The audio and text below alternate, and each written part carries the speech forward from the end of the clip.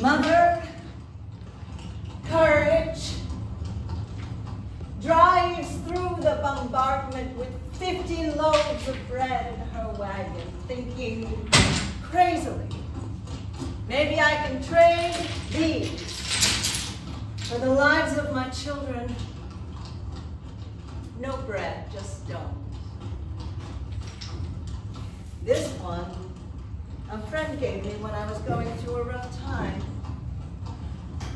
Relatively.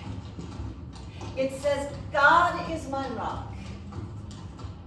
On the flip side, the best is yet to be. I want to believe her, but I have a feeling ever since the start of this war, a tidal wave of change has come. So, stones for ballast. On day 6 of the war, day 1 being October 7th, the seeds sown long ago, I listened to a podcast. 2 Israeli Jews whose hearts are broken, Yossi and Daniil. Yossi declares the limit of his moral red line. What would be the farthest Israel could go to prosecute this war against Hamas before crossing the red line into immoral behavior? For me, it's Dresden. Israel must not commit Dresden on Gaza.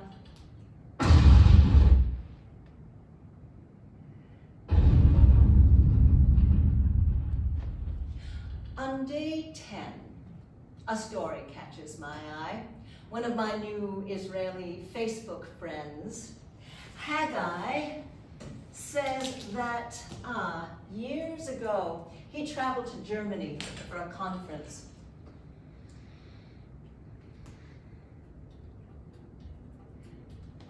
The organizer took the group to Dresden. We arrived at a street exhibition with pictures from World War II. We immediately recognized what we saw: carts with bodies. All the feelings and sights I'd been exposed to as a child about the Holocaust awakened. Here's another Holocaust exhibition, we thought. And then the guide told us about the Dresden bombing, which I knew nothing about. And we understood that these are not bodies of Jews, but of Germans. He pointed at the pictures of the carts with the bodies and hoped for empathy from us. We kept quiet. We all thought the same thing: shut up. Carts with corpses is what we grew up on when your people massacred us. We are not able to shed a tear in front of dead Germans. It took me 30 years to feel ashamed I hadn't been empathetic to him at that moment. In recent years, I'd gone back to walking in the hills of Jerusalem. I found myself photographing the remains of Kirbat Luz, Kirbat Al-Mur, Acre, Kirbat Kfar Zoom, Beit Thul, and other small Arab villages that were shots were fired by the Jews. The Arabs left in 48. We did not let them return to their homes. These villages disappeared. I've always wondered why it wasn't possible, after we'd won, to let them return. But we didn't do it. Since October 7th, I don't have the courage to go hiking in the mountains anymore, because finally I understand what we felt in our newborn state when attackers crossed the mountain border to kill us. How can we let them back to work here? How do we know which ones walked through the torn fence to kill the cows and to set grenades on the gate? How do we know they won't draw weapons and hurt us? Suddenly it seems clear why in 48 we did not let them return to their homes, even families that hadn't done us wrong. And then I asked myself if maybe they should have been allowed to return because it was their home and they were innocent. And we should try to deal differently with the risks that result. But no, I tell myself, they shouldn't return. And I have a little devil on each shoulder, and it's hilarious. Back and forth they go, they should, they shouldn't. Now, since October 7th, something in me is sealed for their children and their suffering, as if to say we should have a finite measure of empathy, and we need to think about how to divide it. And if I do not seal, I am weak in front of our enemies who are coming to slaughter us. The intensity of the numbness we have when we are under threat after those vile acts happen to us, we are numb to the suffering of innocent others simply because they belong to the same group that brutally murdered our dearest. I admit, by me at least, also a little joy appears. I know also joy appears to them, to those who might not have been sorry for our annihilation. And I have even a little connection to the desire for revenge. And it's clear this is what happens on the other side. Their joy for the 7th of October massacre, their numbness for such a horrific massacre that took place right next door. I search for what this tastes like, and the idea comes that I don't want to raise grandchildren who learn to be innocent, call themselves strong, happy as hell, fantasizing about revenge on innocent people. It tastes like metal in my mouth.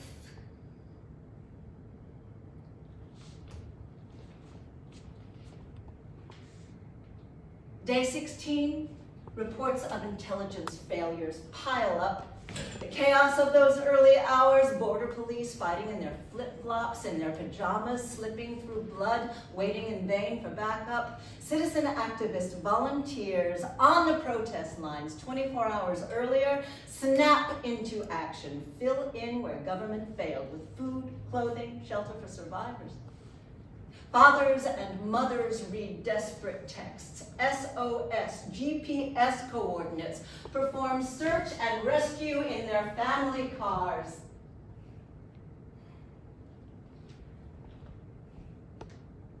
My family moved out of New York City 27 years ago to a place where there weren't as many Jews. I brought our menorah into my daughter's elementary school classrooms at Christmas and told the Hanukkah story. We looked for the Jews and we found them in synagogues 40 minutes north to Providence or 30 south to New London. A few days before October 7th, I noticed a woman with a Jewish last name had introduced herself as new to the neighborhood on a popular app. I responded in the thread in public. Hey, are you Jewish? Would you like to meet somewhere sometime? She did. And someone else did too. And by the time we three met, it was day 5 of the war. We commiserate about the massacre. We play Jewish geography. We ask each other if any of our non-Jewish friends had checked in to see how we're doing. A few had, for each of us. One of us, a woman with deep roots in Israel, vehemently denies it can be called an apartheid state. I have such mixed feelings about the Jewish nation-state law. None at all about settler violence or the blind eye of this Israeli government. And I want to say, I think she's only partly right. I don't. All 3 of us have ties to the Holocaust.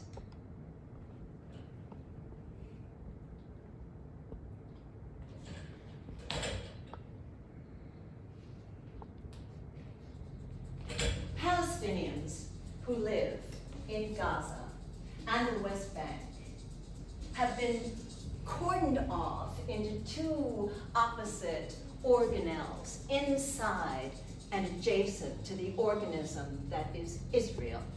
One, a tiny strip on the edge of the Mediterranean. The other looks like a kidney west of the Jordan River, east of Jerusalem. It's no accident these two populations have been separated, each governed by rival factions, Hamas for Gaza and the Palestinian Authority for the West Bank. But really, Palestinian lives are controlled by Israel via checkpoints, restrictions, a blockade, second-class citizenship, and violence.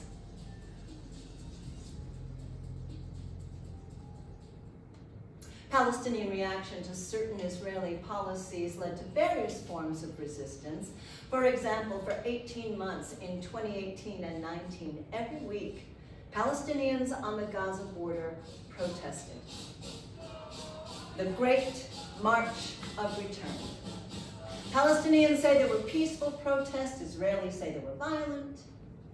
Imagine if 1 million Palestinians had lined up on the border to demand self-determination and to denounce terrorism, and imagine if they had stayed there until they got it. Instead, 3,000 terrorists passed through the fences to massacre as many Jews as they could find.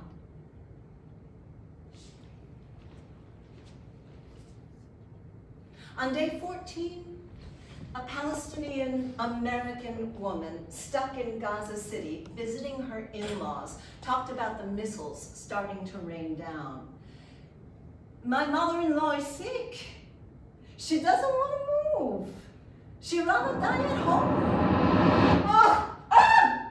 They make super quick sunrise and sunset. Oh my God, a smell like burnt matches.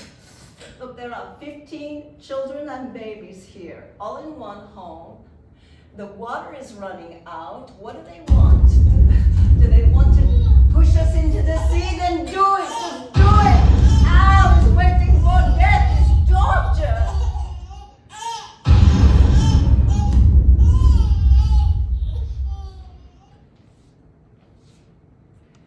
On day 16, Gaza has only 3 days left of fuel for food, water, ventilators. On day 20, the ground invasion begins and social media posts are getting weird for Jews. I'd stood shoulder to shoulder with a comrade from my local racial justice movement to protest the treatment of a black woman who had been hurt in a racist hate crime. I saw their post, an old-timey map with the word Palestine written all the way across it, implying Israel should not exist. I understand why black and brown people might identify with the Palestinian struggle, but right now, as a Jew, it feels like a family member has been raped, beaten, and left for dead. When you side with my enemy, how can you still be my friend? Let's talk. We can't afford to be enemies.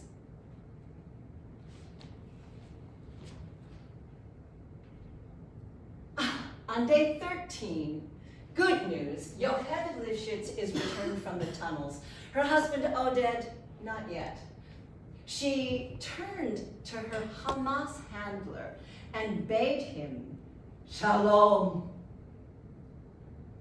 At her press conference, she said, "We were met by the Hamas chief. I asked him why he wasn't ashamed to do such a thing to people who for years support peace, help the Palestinian citizens, take them to hospitals when they need." He was quiet. He didn't answer. He's a killer, but that son of a bitch, Netanyahu, built Hamas into what it is. There were warnings. The women spotters saw the signs. They reported it to their higher-ups. The men didn't pick up their phones, stayed on vacation. I want to, those girls were killed or kidnapped. They were soldiers. I want to say something about this war. Hamas lost twice. First, they lost the people who were saying, let's have peace, not war. And second, they lost because Hamas knew what Israel would do in return. Hamas put death on Palestinians that day.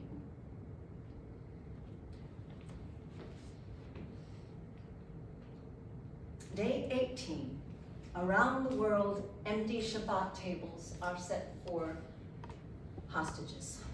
One man, a father whose entire family was kidnapped, takes a plastic chair and a sign and sits outside military headquarters in Tel Aviv. By the next day, thousands have joined him. Who would sacrifice these 240 souls from 30 different countries, including the US, to destroy Hamas? Israel chooses both: eradicate Hamas and gain the return of every single one of the hostages.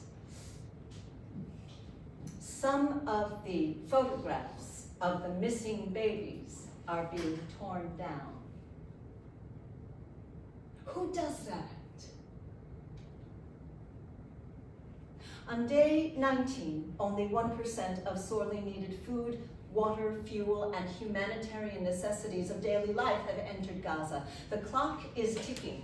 On day 20, the director of Israel's Forensic Medicine Institute, the man who received the human remains from the massacre collected by Zaka. This director says, "You want to talk about humanitarian aid? What humanitarian? There are 400 body parts in the morgue. There are no longer whole bodies. 400 human parts we cannot identify. Their families will not be able to give them a dignified burial. Whole families that were burned alive, and therefore there's no one to produce DNA from to identify these bodies." What kind of humanism are you talking about?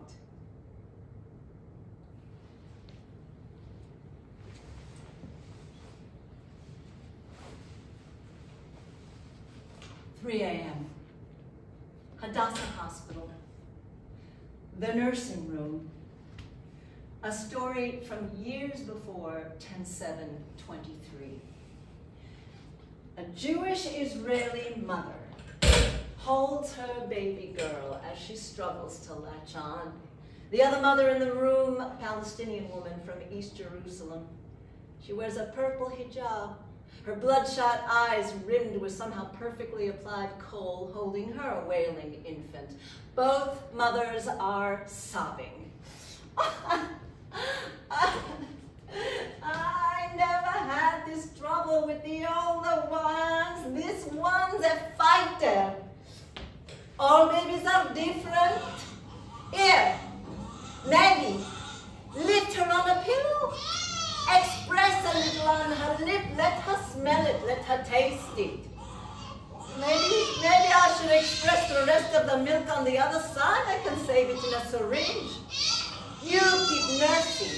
Yeah? I'll do it for you. Is that okay? Yeah? Okay. Here. Try that. Okay, like this. Yes, yes. Ay, ay, ay. That's fine. Easy now. She's not doing it. It's all right. Call me. Ah! Don't worry. It's a hospital.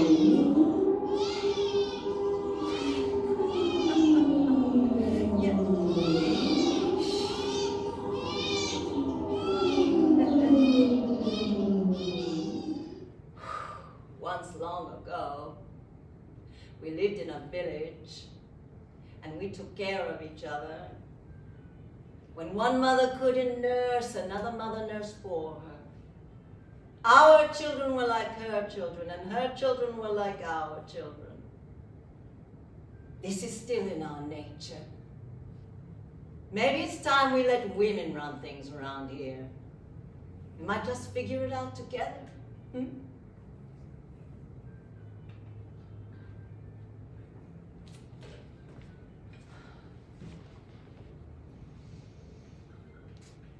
At about noon on Sunday, October 8th, 2023, the day after Black Shabbat, I joined the weekly webinar hosted by Palestinian-American Faisal Salah, the founder and director of Palestine Museum US.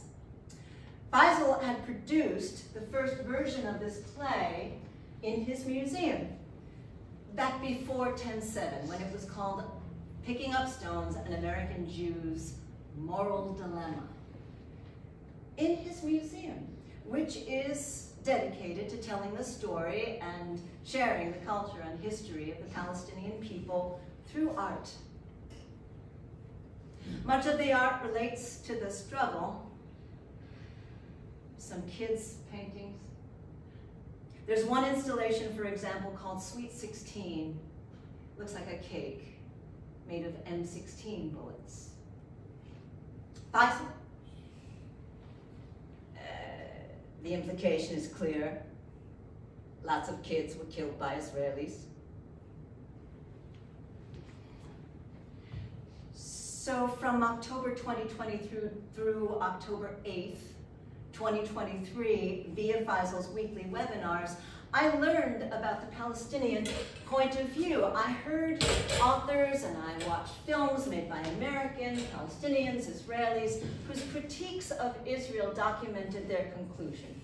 Israel's origin story, idealistic origin story, is wrong, and everything since 1948 has been wrong, increasingly, for Palestinians. So on October 8th, 2023, the day after, Faisal greeted everyone as usual. A global online audience. He began chatting about a clock he'd seen recently at Amsterdam airport. At first he thought it was an optical illusion. It was a figure of a man behind a lighted clock face who appeared to be erasing the hands of time, in real time. How strange, Faisal mused. Anyone ever seen this? Yes, one person explained in the chat box. That's an art installation, and I have my mouth hanging open. Was he going to address what had just happened? What was still happening? He did, finally. Turning to his Palestinian guest, so, Mohammed had his child on his lap. How do you and the people you talk to feel about what's happened? And Faisal translates. He says it's a difficult situation and we wonder what's going to happen next, but people are feeling positive. They feel they have had an opportunity to respond effectively to Israeli attacks and provocation. They feel vindication. As usual, the mainstream media in the West mention nothing about what Israel has done in Gaza, in the West Bank, to provoke these attacks. And my husband, Marty, calls out from the next room, "What? What is he saying?" And Marty walks in. "It's Israel that's been attacked by barbarians, massacring Jews." I know. I'm trying to record. Marty goes out. And the co-host of this webinar, Krista, who's an American Arabic Studies professor and author, she says, "What can you expect but a bursting through after years and years of oppression? That's part of the power of what's happened, symbolically breaking through that wall, the steel fence Israel built that has normalized keeping people in cages.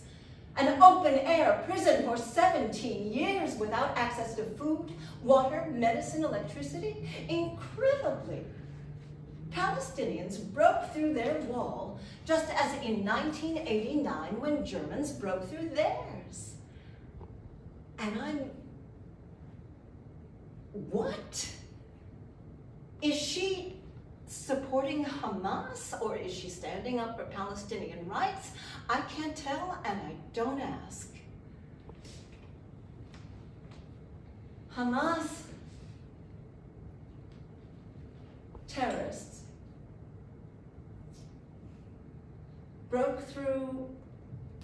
fence to slaughter innocent Israelis, mostly Jews, civilians. They shot and burned their way into homes, murdering whole families. A mother and father threw themselves on their teenage son, absorbing the bullets, saving him. They were killed. Another mother and father at one side of the breakfast table, their hands tied behind their backs, their children, hands tied too, on the other side, breakfast in the middle, gobbled in snatches by men who will kill this family and make them watch each other die. We know this because it was forensically inferred by the man who gently, tenderly collected the human carnage. He found the breakfast bowls and the bodies. A grandfather deliberately sitting alone in his kitchen waiting for bullets, which came. But the murderers thought he was all there was, so they left, sparing the lives of the children and grandchildren hiding in the safe room. Over 300 people at a music festival gunned down while running away. A young woman, the seat of her sweatpants bloodied, forced into the back of the truck. An 85-year-old Holocaust survivor, sitting in the passenger seat of a golf cart, her head held high, driven by a man with a machine gun. A little boy put in the middle of a taunting circle of Palestinian children, all taken hostage. Their fates unknown at the time I write this, day 11. The bloody crib, the bloody car seat. Those are images that remind me, yes, of German history, but no, Krista, not the Berlin Wall. On day 30, the last day I tracked for this play, the dates are a jumble like my stones. The head of Hamas announced at a news conference that these kinds of actions will happen again and again and again. They are actions that remind me of the line from Golda's balcony when she tells King Abdullah of Transjordan that she's familiar with the head of the Arab League's prediction for 1948. This will be a war of extermination. A momentous massacre like the Mongol massacres.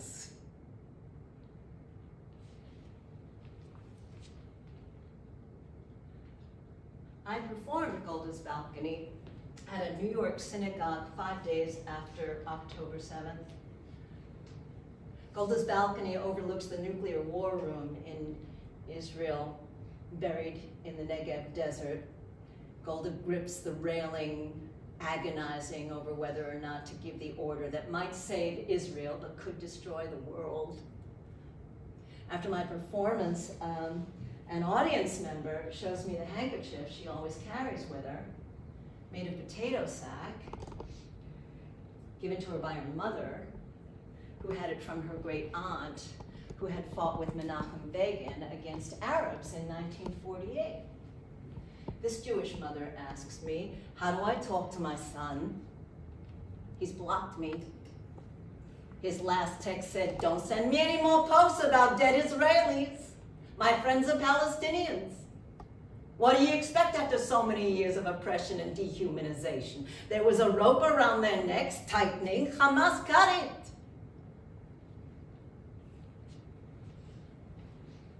On day 18, I hear voice recordings of Israelis' reactions to the first days after October 7th. A mother from just south of Haifa. She said this. My 17-year-old doesn't care how many children are killed. He says they're all animals and we should just level Gaza. And it scares me for myself and for my kids. What I so despise lies about the infiltration and the atrocities committed is that at the core of that was dehumanization. A complete lack of acknowledgement of a human being standing in front of them. Simply unfathomable, unforgivable, horrific. And the last thing I want to be is someone who can't see another human being. I'm scared that in our fear and our trauma, we can't see them as human beings, that we are losing our humanity. The only way Jewish people can live safely in this land is if the other people in this land can live safely as well and are able to thrive. I know that. Our destinies are linked. But I can't find my way back to it. I'm just sitting in this messiness. I don't have any answers.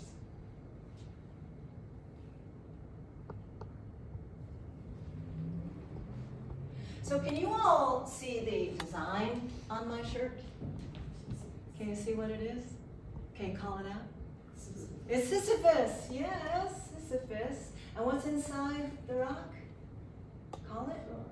It's a peace sign, of course. It's a peace, harder still, pushing that damn rock uphill.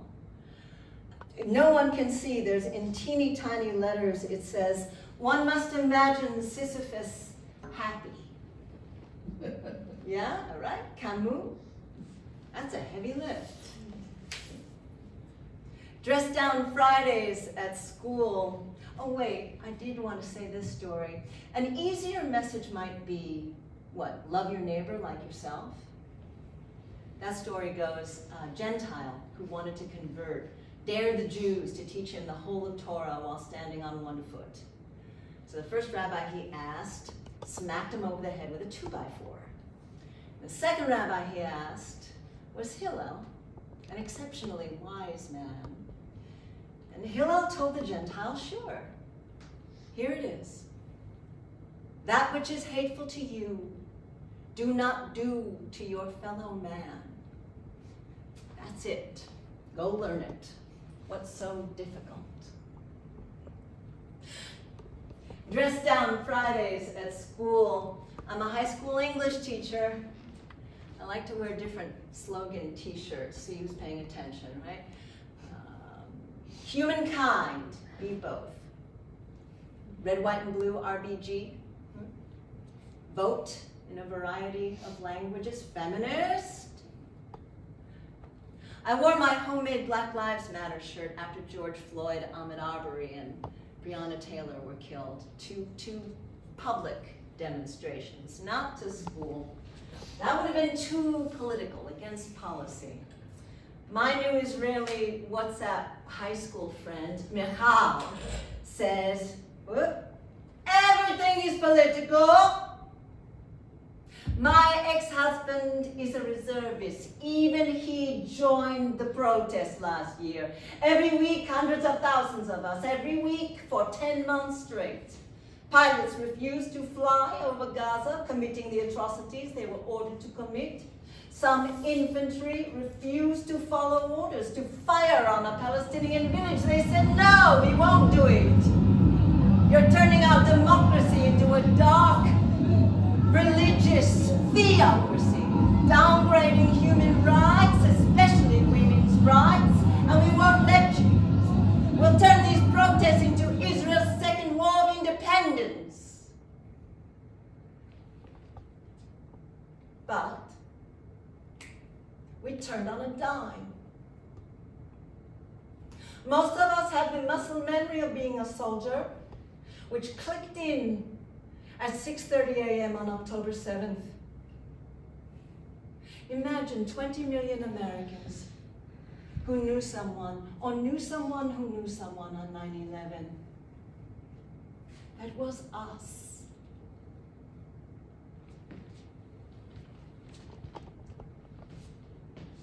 I try to imagine Would I have run for my life across the killing field at Nova Music Festival? Or would I have knelt in the trees waiting for my death, cowed by terror? A throwback to my childhood Nazi nightmare. They chase me into the house. I hide in a closet. They kick down the front door. I wake up.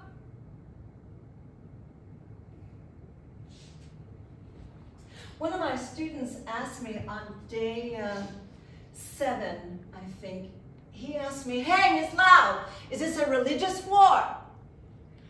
And I say, well, if you consider that Hamas and Iran want to wipe Jews off the face of the earth, I guess it is. I did not say that to the student. I said something about a humanitarian nightmare. What is the proportionate response to what Hamas did? So I have my stones for ballast, and I have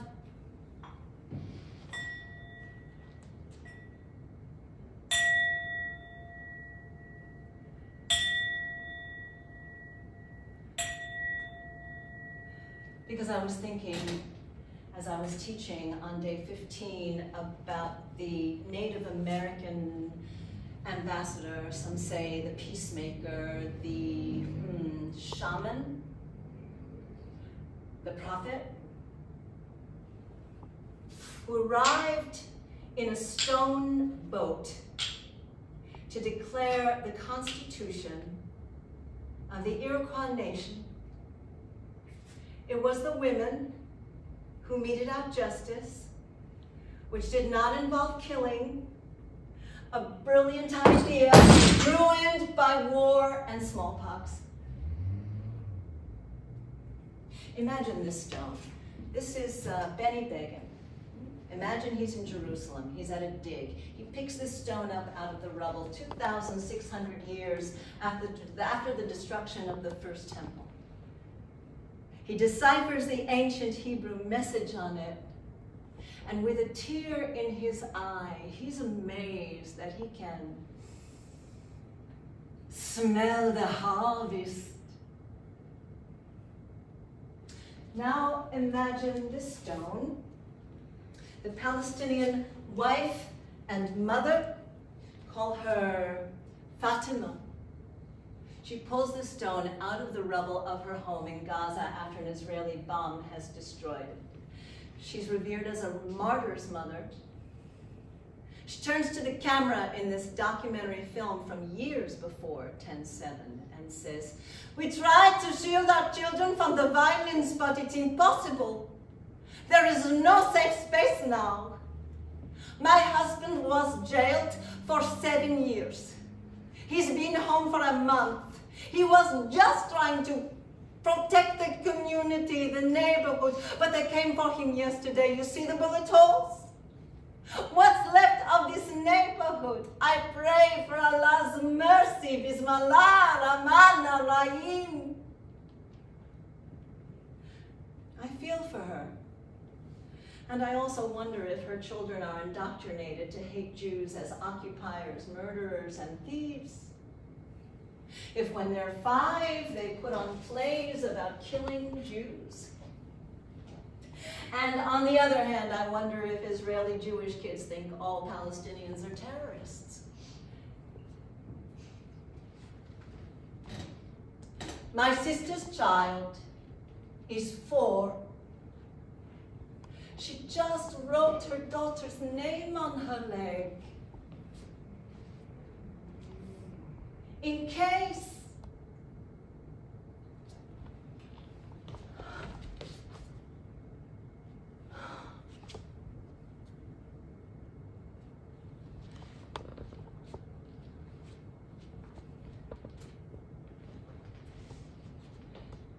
To be a Jew means that you care about that 4-year-old Palestinian as much as you care about the 17-year-old Israeli who doesn't. It's an action. It's a choice. It is Jewish or it is un-Jewish. It's pekuach nefesh. To save a life overrides everything. is tikkun olam, heal the world, fix it.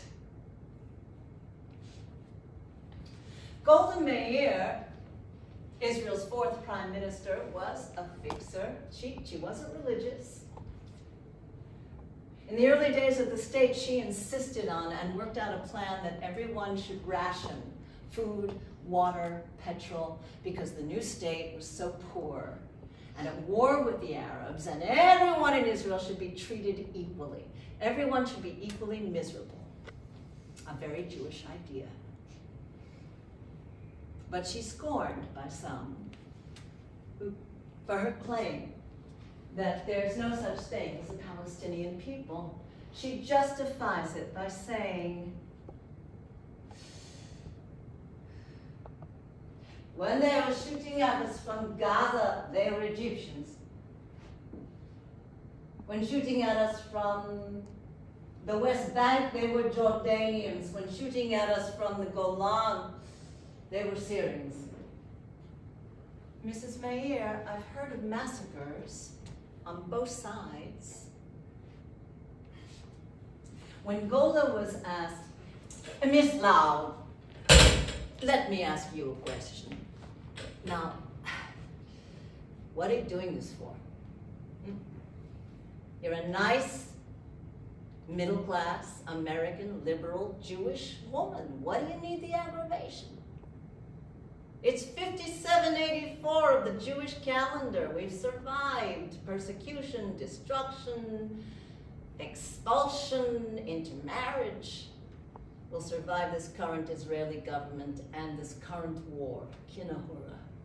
Mrs. Meir, I am wrestling over certain Israeli policies now. That's good. It's good to wrestle. It made us who we are. You want policies? I'll give you policy. We absorb Jewish refugees from Arab countries, but the Arab countries won't accept their own refugees. Why must Jews be the only Christians of the world? Mrs. Meir, by bombs or bulldozers or archaeology, Palestinians are pushed out. Example, August 7th, 2022, on the Jewish fasting day of Tisha B'Av, the holiday that commemorates the destruction of the temples, there was an action taken by Jewish settlers in the region of Masafir Yatta in the occupied West Bank. The settlers wanted to pray in a certain spot. It happened to be in the middle of a Palestinian village. The settlers claimed there had once been a synagogue on that spot. So at 5 a.m., Palestinian families were forcibly told to stay in your homes, while the Jewish settlers took over one Palestinian family's house on that spot where there had supposedly been a synagogue. After the service, the settler children played in the Palestinian family's garden, jumping, dancing, taking selfies with the soldiers. The settler children saw Palestinian children shut up in their own homes with soldiers aiming guns at them. One border police officer chased and screamed after one 3-year-old Palestinian boy, forcing him back inside his own home when he tried to go out to the street.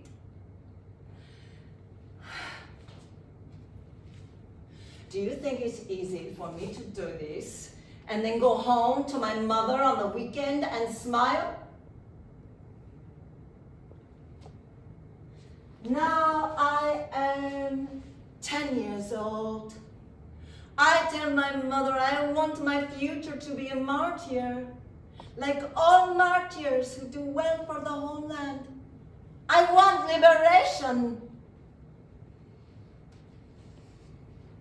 Mrs. Meir, currently all Palestinian residents of Masafir Yatta are being expelled from their homes. There's destruction of their property. This is a schoolroom from just a week ago. Settler violence is at an all-time high, like white mob lynching during the Jim Crow era. Mrs. Mayer, is this what you and founding father Ben-Gurion had in mind?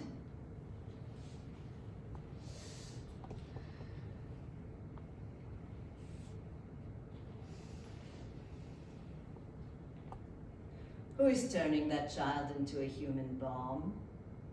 Us or them? If Palestinians lay down their weapons, there will be peace. If Israelis lay down their weapons, there will be massacre. Failure is not my story. I had a part in a great success here. At the expense in blood of others, Mrs. Mayer. Yes, Miss Lau. We paid a price. We are still paying the price for survival in a world that doesn't care whether we live or die. The world said never again. The world has no memory and no conscience. Look, we thought one small patch of land could be partitioned fairly and we could live in peace. But the Arabs attacked us from day one. So we fought and we won. And we grew stronger. And what happens when idealism becomes power? It kills. And if the enemy insists, we have no choice. To save that world you create, how many worlds are you entitled to destroy? I asked that question in October 1973 on my knees. In October 2023, the Prime Minister will give the order to destroy Gaza. Yes, Ms. Laub, do you want to be a pious fool? Do you want to sacrifice your identity for others who mourn the fact they didn't wipe us out of existence? Our Independence Day 1948 is their catastrophe. I know what they call it, the Nakba.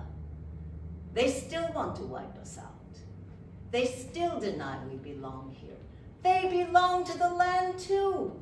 In the grain of this earth, God put good and evil like two ends of a single stick, or two sides of a stone. So no one picks up one without the other. Why? Sticks and stones, Ms. Laub. People can do one thing or the other with them. Sandra! Yes! Faisal? May I? Well, you wanted to... Sure. Golda? Faisal. Faisal? Golda.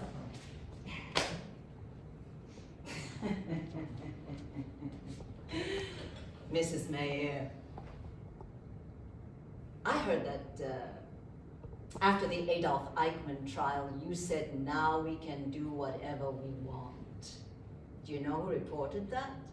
Yes, I do. It was Shulamit Aloni, my loyal opposition. Look, we would never break the way Hamas does the rules of war.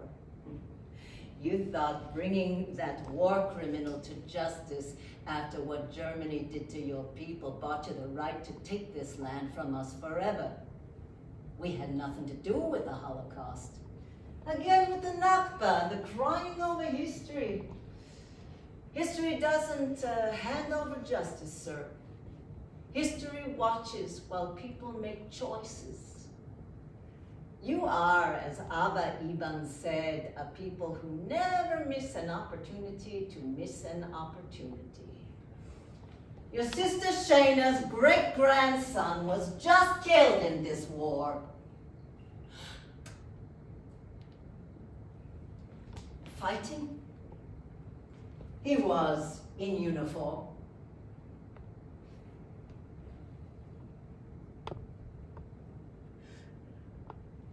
We can forgive you for killing our children, but we can never forgive you for forcing us to kill yours.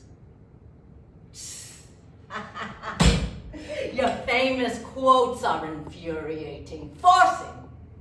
Who is forcing the carpet bombing of Gaza? Tell us. What is Israel's ultimate goal here? After emerging from your Zionist vault, you can see the future. At least you were honest when you said that after Eichmann. You are a Jewish supremacist state born of an existential fear of annihilation. Okay. Don't pretend to be a democracy then. And don't gaslight your Jewish fans in America. You can't have it both ways.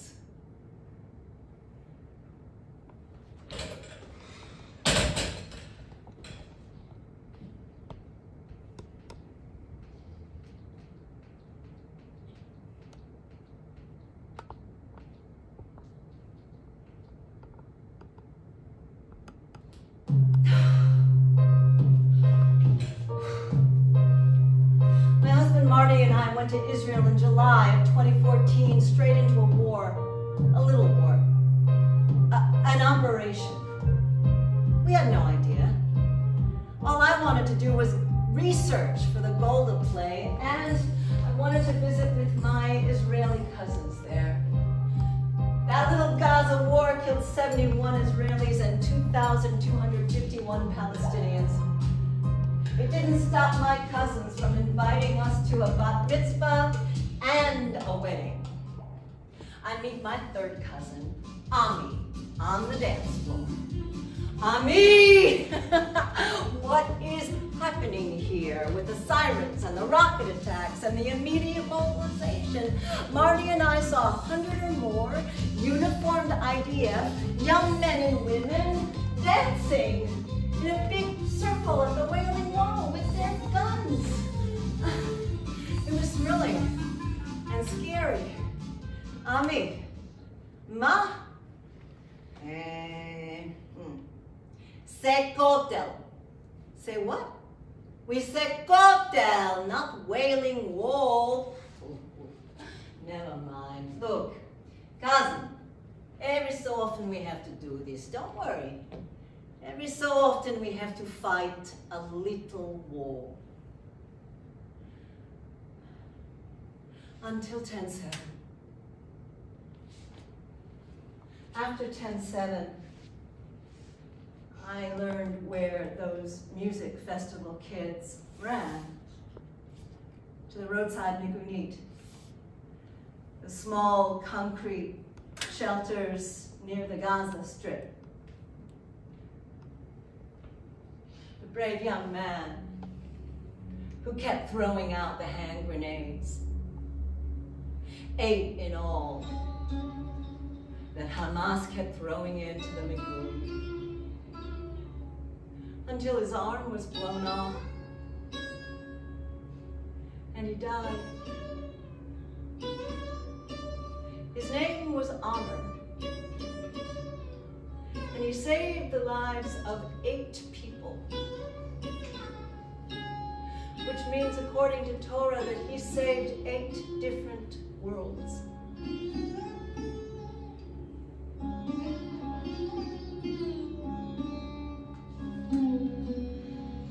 There's a woman from Jericho who would meditate with Palestinian children in Gaza. She taught them to dance like the Sufi, little dervishes twirling and twirling to deal with their daily trauma. She said they didn't have post-traumatic stress because it never leaves them.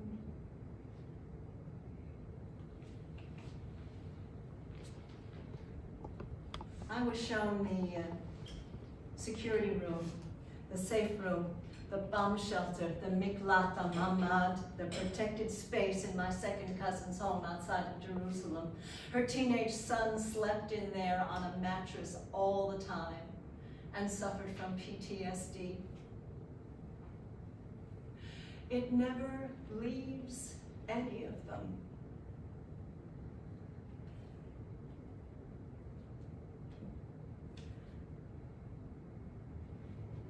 Mother, courage.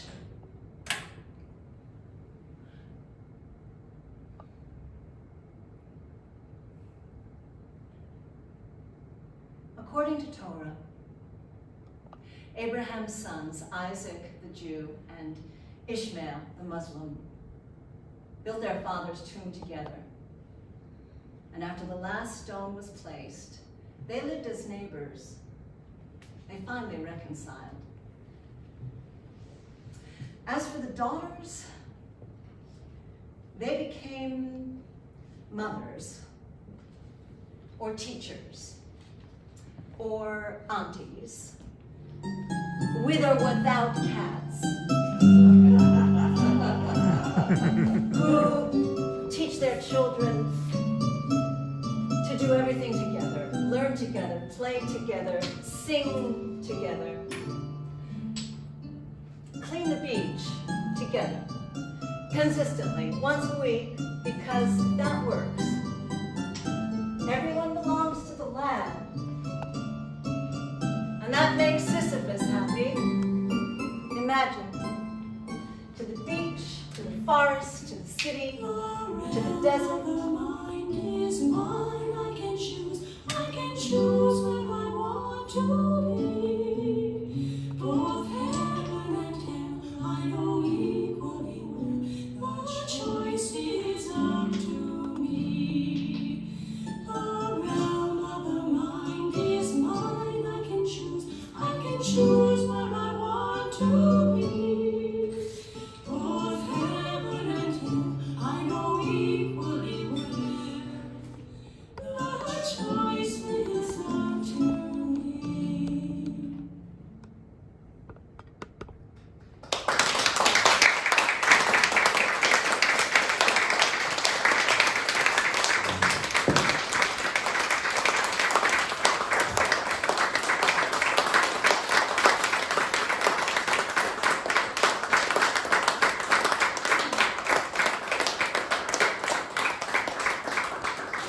Thank you, kind Fringe audience.